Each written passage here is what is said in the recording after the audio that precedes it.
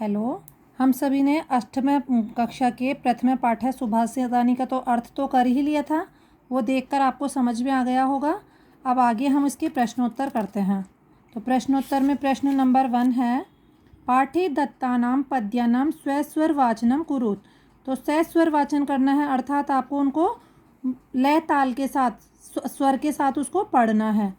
Second है, श्लोकांशेषु रिक्त स्थानानि पूर्यत। श्लोक के अंशों के रिक्त स्थानों की आपको पूर्ति करनी है जो कि हमारे पाठ में आए हैं उनमें से। तो क है इसका, समुद्रम आसाद्य भवन्त्य अपेया, ये हम बुक की सहायता से कर देंगे। फिर ख में आएगा, श्रुत्वा वचः मधुर सुक्त रसम सृजन्ति। ग में आएगा, तद भाग देयम परमम पशूनाम। घ में आएगा, विद्याफलम व्यसनिनः कृपणस्य सौख्यम। ड़ में आएगा, पौरुषम विहाय यह देवमेव अवलंबते। च में आएगा, चिंतनीया ही विपदाम आदावेव प्रतिक्रिया। प्रश्न नंबर 3 है इसका, प्रश्नानाम उत्तराणि एक पदेन लिखत। इन सभी प्रश्नों का उत्तर हमें एक पद में लिखना है, अर्थात एक पद में ही लिखना है। शॉर्ट आंसर है ये। क्या है, व्यसनिनः किम पश्यति। व्यसनिनः किम नश्यति, बुरी आदतों वाले व्यक्ति का क्या नष्ट हो जाता है। तो किम की जगह इसका आंसर हो जाएगा विद्याफलम। कस्य यशः नश्यति, किसका यश नष्ट हो जाता है। लुब्धस्य अर्थात लोभी व्यक्ति का। मधुमक्षिका किम जनयति, मधुमक्खियाँ क्या उत्पन्न करती हैं। माधुर्यम अर्थात मधुरता। घ है, मधुर सुक्त रसम के सृजन्ति, मीठा रस की रचना कौन करते हैं, कौन उसका निर्माण करते हैं। संत है यानी सज्जन लोग। ड़ है, अर्थिन केभ्य विमुखाम न यान्ति। अर्थिन यानी पैसे की जो इच्छा करने वाले लोग किससे विमुख नहीं होते। मही रुहेभ्य, इसका अर्थ हो जाएगा मही रुहेभ्य यानी पेड़ों से, है ना। इसका 4 है, अधोलिखित तद्भव शब्दानाम कृति पाठात चित्वात संस्कृत पदानि लिखत।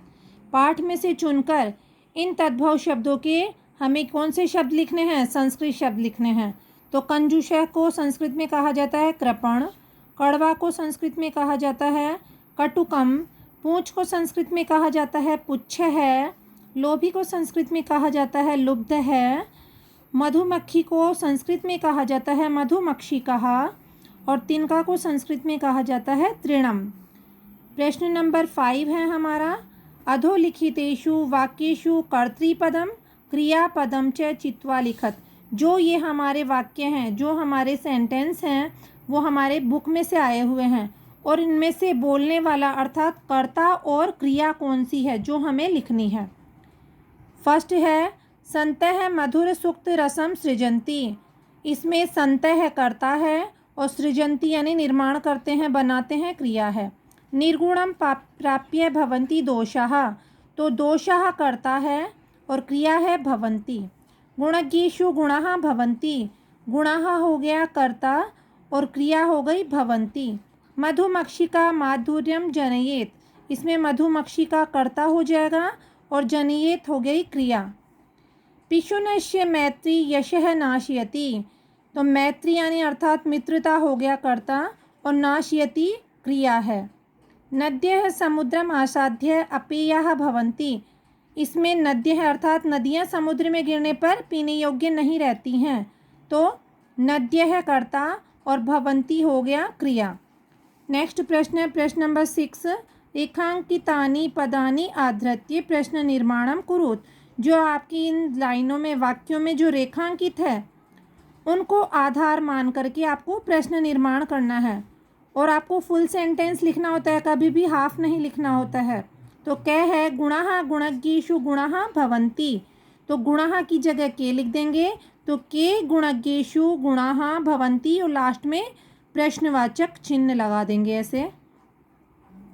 इसी तरह से नद्यः सुस्वादु तोयः भवन्ति, तो नद्य की जगह है कहा आ जाएगा, सुस्वादु तोयः भवन्ति और प्रश्नवाचक चिन्ह। फिर लुब्धस्य यशः नश्यति, लोभी व्यक्ति का यश नष्ट हो जाता है, तो कश्य अर्थात किसका, यशः यानी यश, नश्यति नष्ट हो जाता है, लास्ट में प्रश्नवाचक चिन्ह, सब में प्रश्नवाचक चिन्ह आएगा तो ही वो प्रश्न बनेंगे, है ना। मधुमक्षिका माधुर्यमेव जनयति, मधुमक्षिका की जगह आ जाएगा का, माधुर्यमेव जनयति और लास्ट में प्रश्नवाचक चिन्ह, ये सब में आएगा। तस्य मूर्धनि तिष्ठन्ति वायसा, उसके सिर पर कौवे बैठते हैं, तो किसके सिर पर, तो तस्य यानी उसके, और मूर्धनि यानी कहाँ पर, तो कुत्र या कस्मिन दोनों ही सही हैं, आप दोनों में से कुछ भी लिख सकते हैं। तस्य कुत्र तिष्ठन्ति वायसा प्रश्नवाचक चिन्ह या कस्मिन तिष्ठन्ति वायसः प्रश्नवाचक चिन्ह। प्रश्न नंबर 7 है आपका, उदाहरण अनुसारम पदानि पृथक कुरुत, हमें एक उदाहरण दिया गया है समुद्रम आसाध्य का, और इसका हमें दोनों पदों को पृथक करना है अर्थात संधि विच्छेद करना है। तो समुद्रम प्लस आसाध्य है। इसी तरह इसका सेकंड है माधुर्यमेव, तो माधुर्यम प्लस एव, इसका संधि विच्छेद हो जाएगा, इनके टुकड़े हो जाएंगे। अल्पमेव का हो जाएगा अल्पम प्लस एव, सर्वमेव का हो जाएगा सर्वम प्लस एव, देवमेव का हो जाएगा देवम प्लस एव, महात्म नाम मुक्ति का हो जाएगा महात्म नाम प्लस उक्ति, विपदा मादा वेव, विपदा मादाव प्लस एव। ये हमारे पाठ 1 के प्रश्नोत्तर कंप्लीट हो गए हैं। अर्थ आप पहले समझ ही चुके हैं। अगर आपको अब इसमें सब कुछ समझ आ गया हो तो इसे लाइक और शेयर करें।